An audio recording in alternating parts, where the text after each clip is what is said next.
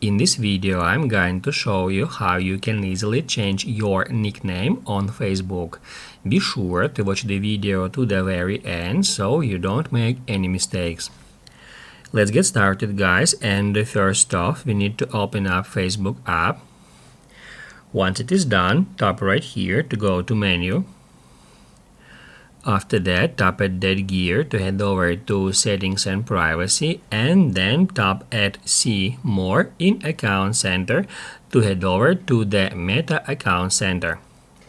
Once it is done, tap right here to go to Your Profiles. On the next step, select Your Profile, and then at the very top here, tap at Name. That's where we can change our first name, middle name, and the last name. Actually, middle name is our nickname, so that's where we can change it. If you have some nickname added here, just remove it as a regular text and then enter new one here.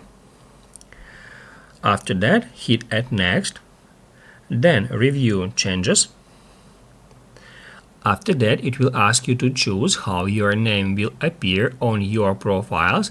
We can select any of these options. I'm going to keep the first one selected and hit at Save Changes.